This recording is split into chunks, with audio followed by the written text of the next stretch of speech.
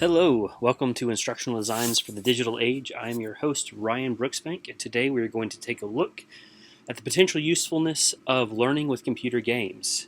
Gamification is a hot topic in the ID world, that is the instructional design world, but many are questioning if this is a valid form of instructional design or just a flashy fad that will fade away.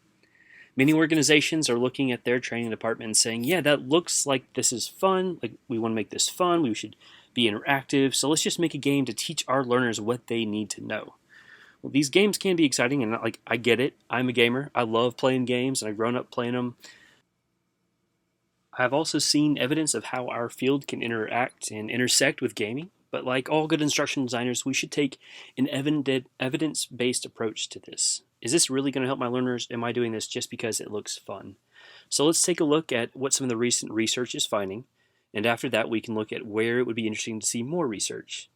First, let's look at what's been shown to be helpful. Value-added research refers to comparison of a game alone by itself, and then comparing it to adding different pedagogical elements to the game. The most effective elements have been coaching, opportunities for self-explanation, pre-training, modality, and personalization. Not every element works all the same, and as with any tool in our tool belt as instructional designers, we need to evaluate the situation and see what helps in a given scenario. Don't just throw something up there because it sounds nice or like, hey, I heard that works sometimes. Make sure you realize why you're using what you're using. Another research topic is the effects of gaming on reaction times. Games where players must track an object or target on the screen have shown to develop quicker reaction times in players. Specifically, think of some of the most popular games that we see today. You hear of games like Fortnite. It's really big right now. Also, games like Call of Duty or Halo. These really help to develop quicker reaction times in those who play them.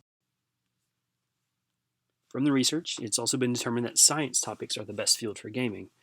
This is due to the game's ability to show the learner different processes, especially scientific processes, while learning the learner to interact with that process at multiple different levels.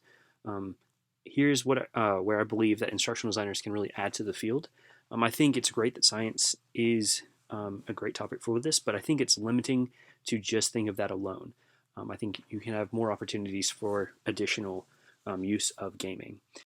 As I've mentioned before, I am a gamer, and as we've studied different topics in this course, I've noticed that some of these fit very well with gamification.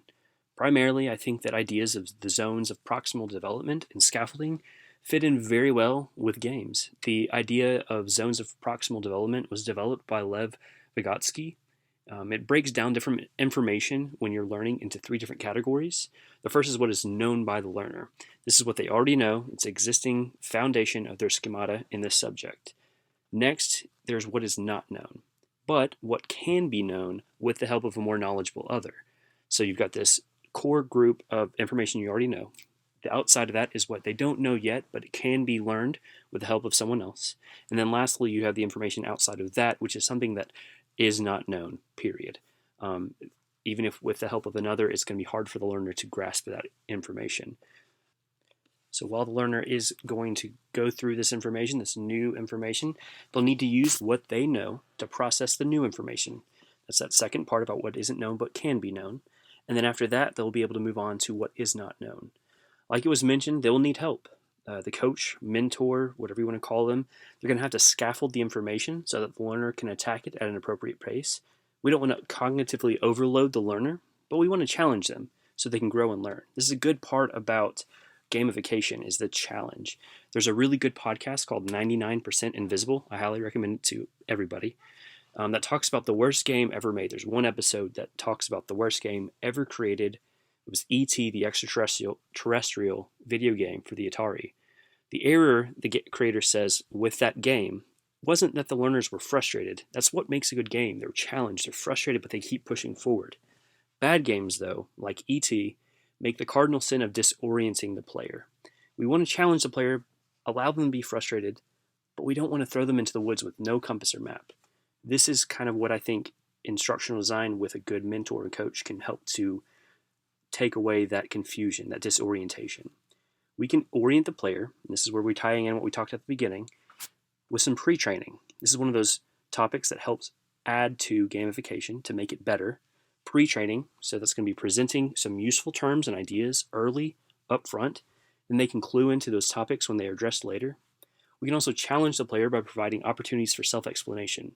Let the learner try to figure out on their own what they know, what they don't, and how they can grow from that. We want to assist and provide personalized and spoken, think modality principle here, words. Use these words, be personable, don't speak in some lofty language that they're not going to understand. And using this, we're going to help the learner orient themselves, move forward in the game. I think with these principles, the games can provide a lot of opportunities for other realms. I'd like to see how this could be useful in training opportunities, different scenarios in communication. Call centers, I think, is one I've seen used in the past, and I think it'd be interesting to see how that could be improved on. Engineering settings, or settings where the learner needs to be hands-on with their content. I think this would be great. I think games can provide safe alternatives for some dangerous settings. Let the learner see how much they can learn in a controlled environment first, keeping it authentic. Then let them phase out of control to less controlled scenarios. Again, think scaffolded instruction. Then they'll be better suited for real dangerous training scenarios.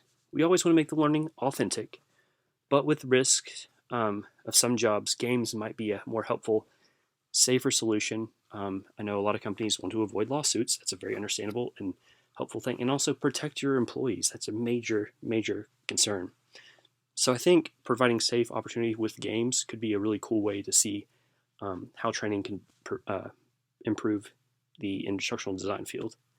All right, if you have any more ideas where we could apply games, hit me up. My email is ryanbrooksbank8@gmail.com, and I'd be happy to talk with you about it.